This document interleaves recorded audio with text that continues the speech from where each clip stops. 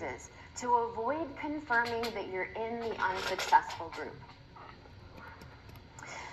If you were running a race and you kept tripping over your shoelaces, would your solution be, I'm just going to keep my Band-Aids right here, and every time I fall, you're just going to dress your wounds? No, right? I mean, you would tie your laces before the race starts.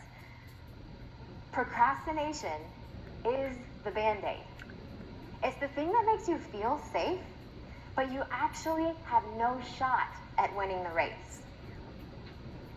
Now, why would we choose the Band-Aid instead of tying the laces? Because of fear, right? Fear of failure, fear of judgment, fear of success, or of reaching your potential. Now, imagine your fears like they're a violent storm out on the ocean. And procrastination is that safe harbor that keeps you away from the perceived pain. But the real solution, tying your shoelaces, lies in calming down your nervous system so that you can feel safe even when you're embarking out into that perceived storm. If you'll close your eyes for just a moment, I'd like to have you imagine something.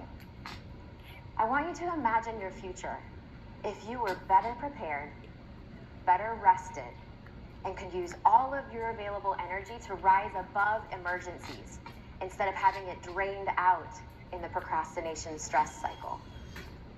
What would it be like if you gave yourself all the time in the world to do your very best in every high-pressure situation? Let's see what that looks like in action. My client Francesca was killing it at work, but when she came to me, no amount of alarm clocks or lattes or self-inflicted bullying could get her out the door to work on time. She thought maybe she was just sort of lazy or something, but what we found out when we dug deeper is that she hates being told what to do. She doesn't like to be bossed around. Don't tell me what to do with my time, right? And so every time she had to be to work on time, it reminded her of her childhood, where she was constantly reminded she needed to be more grown up, more organized, more on time. But what we discovered is she's actually a free spirit. She needs to flow. So that childhood expectation and her true identity as a free spirit, that was a clash with her tiny T trauma that made her procrastinate. Now let's talk about Amani. Amani wanted to build a new kitchen in her house, and she made the plans, added the photos to the mood board. Years later, no kitchen. So she just thought she was bad at managing her time, and we kind of dug into it and figured out she was very resistant to start the project unless she had every single thing planned out to a T. And she wanted to have all the time that she needed to complete it all in one fell swoop, all at once. And we discovered that this is the same as the cycle that happened for her in childhood when she felt like she wasn't as smart as the other kids. So she would put off her schoolwork so that she could blame the lack of time instead of giving her all and risking being in that unsuccessful group. What could happen globally if all of us understood our tiny T trauma, could stop procrastinating, and could show up at our highest potential? And is that even possible? Can we get rid of this automatic response? We can if we learn how to navigate without procrastination as a crutch. Now, you may be able to actually complete that project or give that presentation, even if you put off preparing for it until the last second, but you're only doing it with half a brain, so to speak. Remember, right brain has taken over when you get stressed. Left brain is not here. And at that moment, you've got an imbalance and aren't going to be able to perform your best. In the short term, you can regain that balance with breath and nervous system regulation.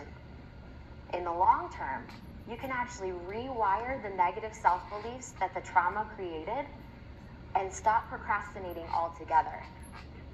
Francesca and Amani, once they figured out what their tiny T trauma was, we were able to completely rewire all those beliefs. Francesca's not late to work anymore, and not only that, but she got a promotion. Amani got her kitchen, and she also decided to quit her super stressful job and get one that she loves that's not as hard on her. Now that you know that your procrastination could be caused by past trauma, and that with leaving that behind, you could be showing up at a higher level, it's time for you to learn the tool that's going to help you create safety for your brain. Are you ready? I heard a yes, yes, yes, please, please now. Okay, rub your hands together in front of your face like this. We're gonna activate the vagus nerve, which is in charge of the calming response for the brain, okay? And now I want you to place your hands on your cheeks and neck, give a little pressure, and take a deep breath. Now rub your hands together again. We are calming the nervous system directly and sending that safety message to the survival brain. Cross your arms, squeeze your shoulders, deep breath. One more time, rub your hands together. We're bypassing your survival coping mechanisms. It's this easy. Now cross your arms, squeeze just above your elbows, deep breath. How did that feel? Good? Do this anytime that fear, that anxiety, those doubts, do this when those come up. Work through your tiny T trauma so you can leave your procrastination behind for good. I can tell you from personal experience that on this side of that work, it is absolutely delightful to know how much amazing self-love is available to us. Life is good. Now, go on out, unleash your highest potential to the world. I'll go tell them you're coming. Thank you.